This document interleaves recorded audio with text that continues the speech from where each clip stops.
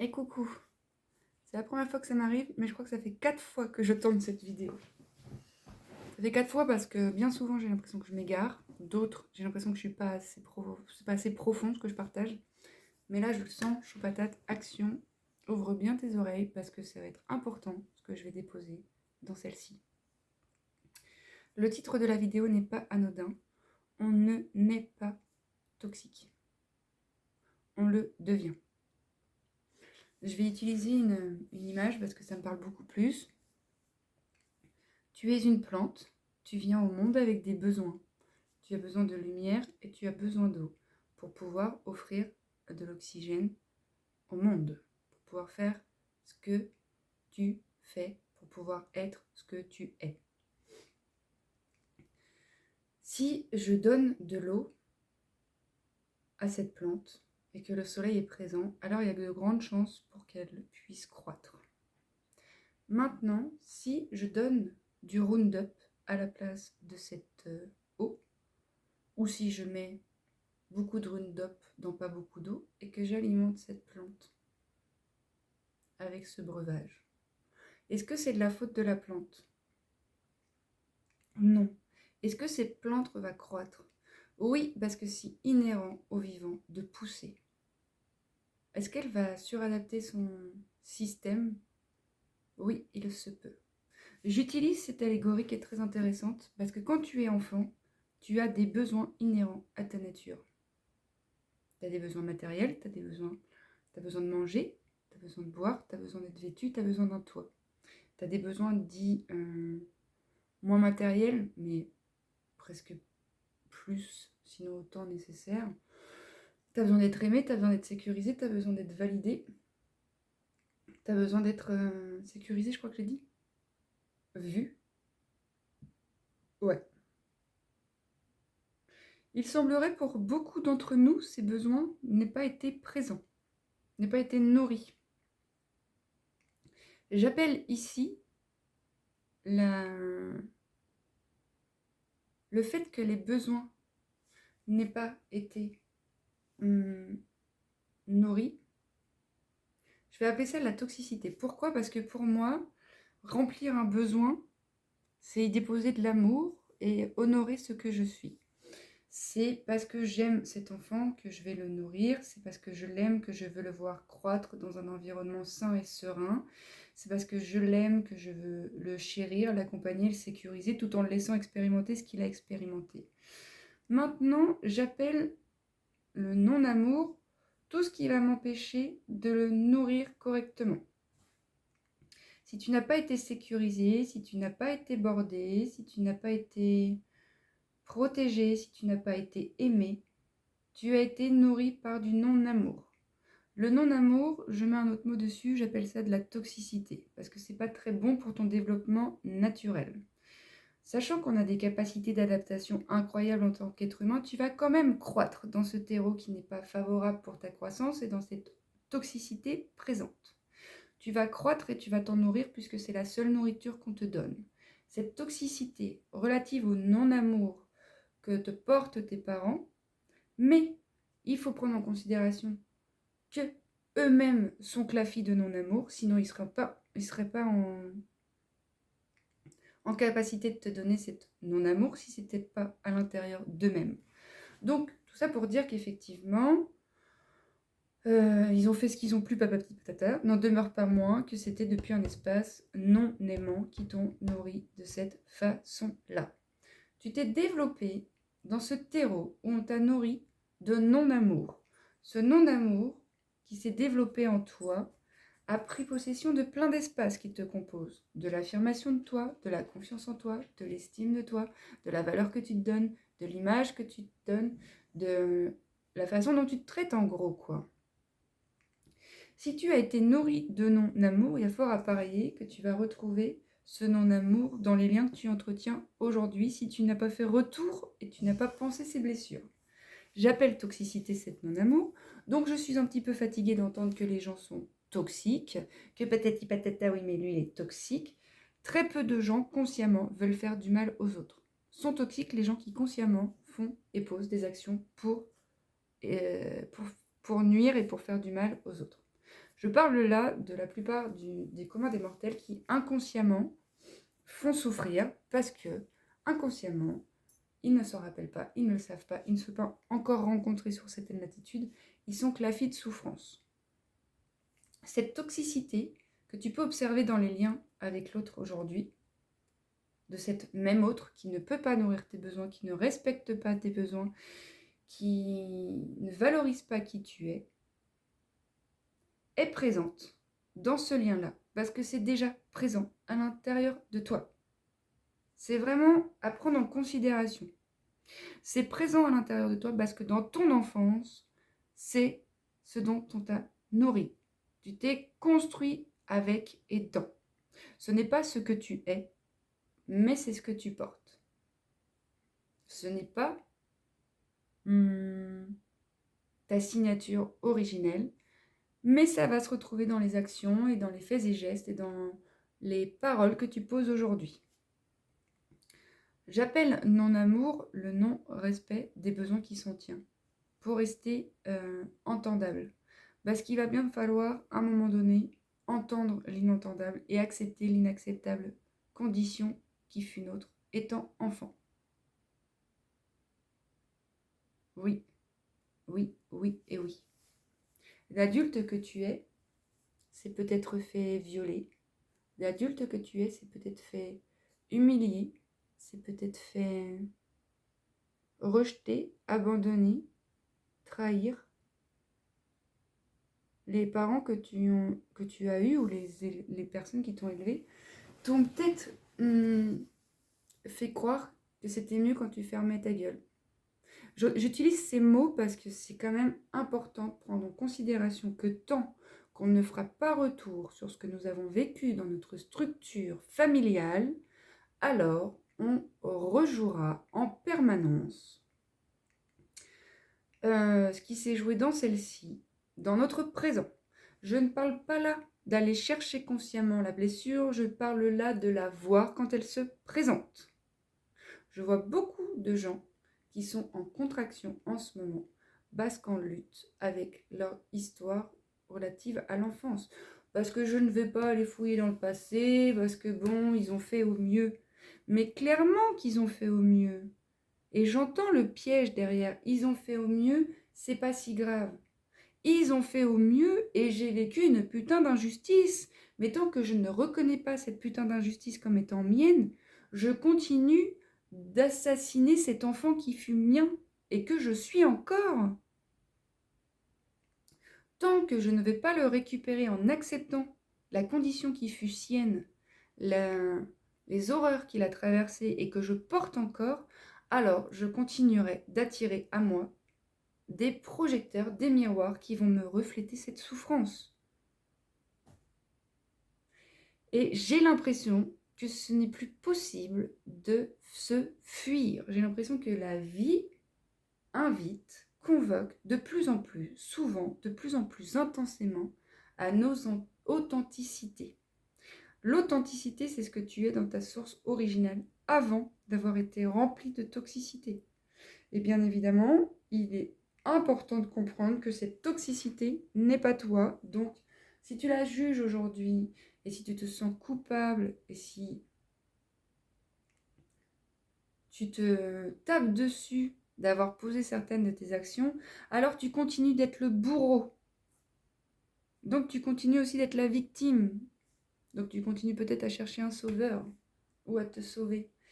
Mais à un moment donné, il faut comprendre que la seule chose qui va nous aider, c'est prendre la responsabilité de ce qui est là et l'aimer d'un amour inconditionnel. J'en conviens, très peu savent ce que c'est l'amour inconditionnel parce que dans cette toxicité ambiante que nous portons en tant qu'humanité, force est de constater que l'amour inconditionnel n'est pas vraiment présent. Hein. C'est vrai, on peut se mentir, c'est vrai.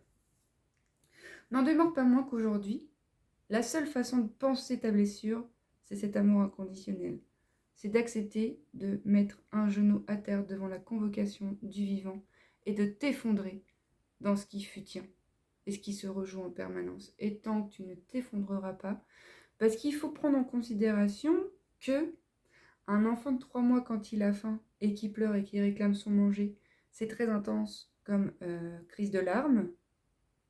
Un adulte de 30 ans, de 40, de 50 ou de 60 ans qui va contacter l'émotion relative à ces blessures premières, qui ne sont pas juste « oh, je t'ai donné 2 cuillères au lieu d'une », qui sont aussi des blessures dont il faut parler. Hein.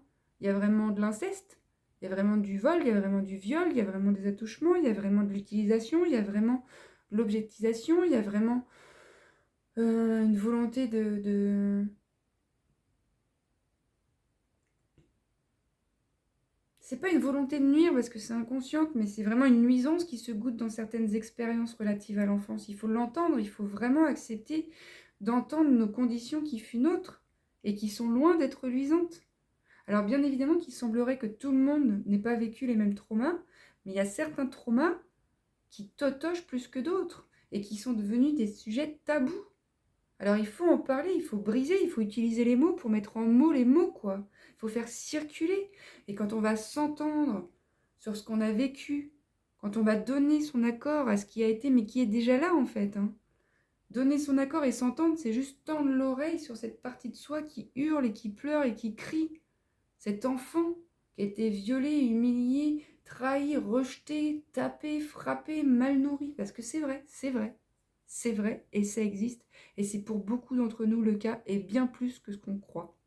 On est bien plus nombreux à avoir expérimenté des choses qui sont relatives à l'indicible, à tout ce qu'on cache là. Mais à un moment donné, il faut prendre en considération que ce à quoi on résiste persiste et ce à quoi on fait face s'efface. Donc il va falloir accepter nos inhumaines conditions qui fut durant notre enfance. Il va falloir accepter l'inhumaine condition qui se goûte dans l'humain.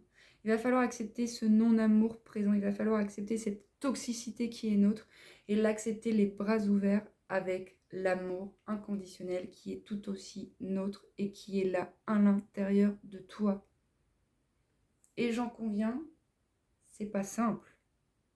Et j'en conviens, se faire traverser par une émotion qui a 30 ans, 40 ans, 50 ans d'âge, une émotion sur laquelle tu as bâti toutes tes constructions et qui, ce faisant, va faire disparaître tout ce que tu n'es pas, mais que tu as cru être, bah, va falloir s'accrocher.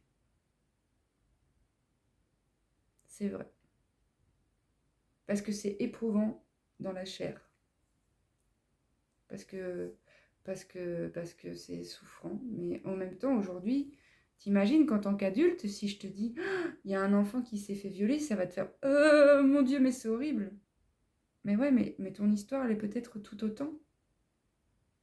C'est horrible. C'est horrible. Et cette toxicité n'est pas toi, mais elle est en toi. Et tant que tu voudras la fuir ou la contraindre, ou la sublimer, ou la cacher, mais de toute façon, le vivant va te convoquer, la vie va te convoquer. De toute façon, tu sais très bien, la vie te convoque déjà. La vie te convoque déjà. Et va falloir répondre présent. Parce que tu peux, quand la vie te convoque, répondre présent.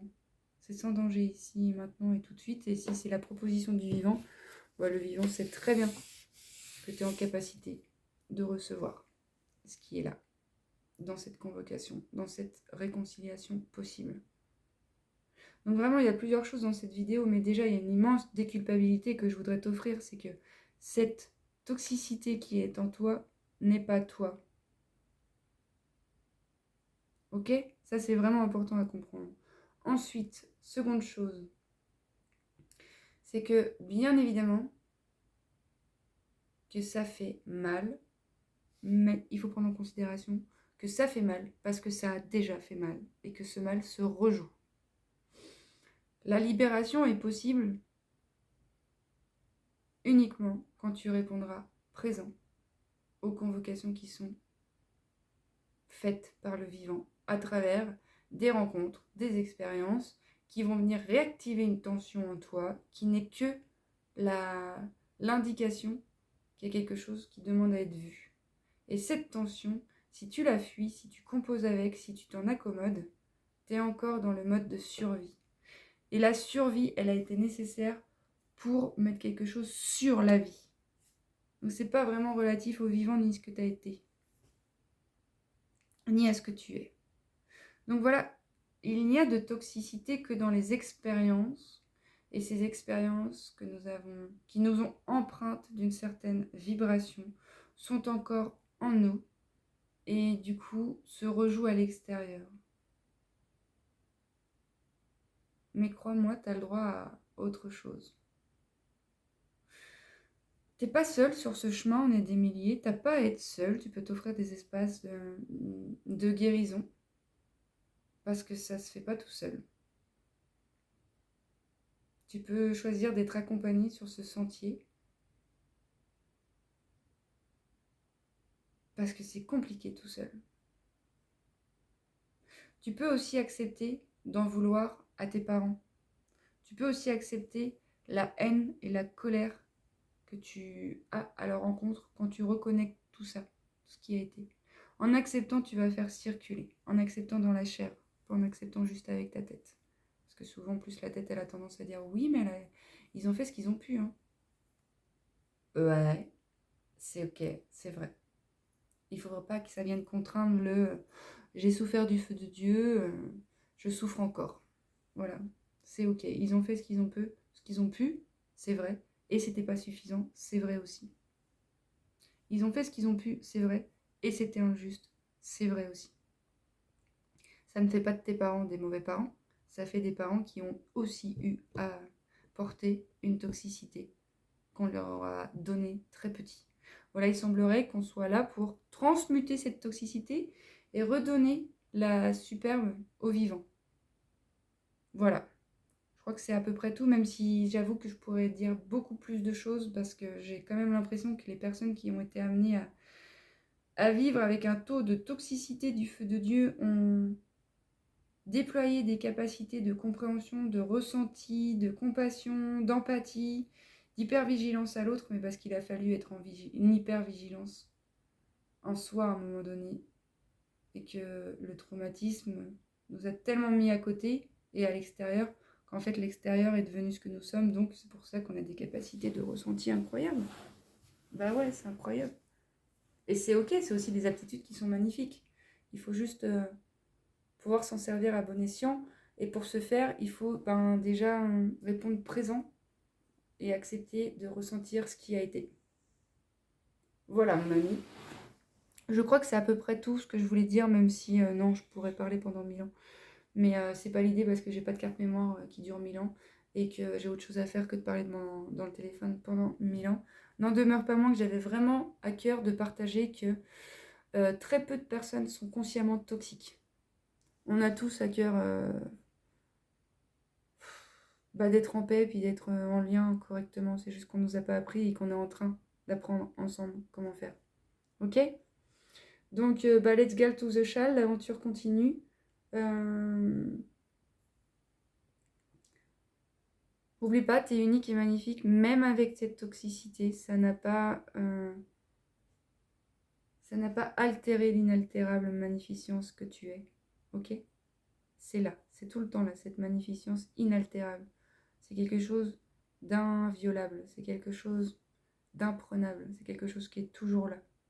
Mais cette toxicité peut être tellement présente et tellement grande que tu as l'impression que cette étincelle divine, tu n'y as pas accès.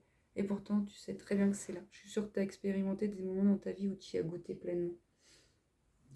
Donc, voilà, mon ami, c'était une manière de te dire que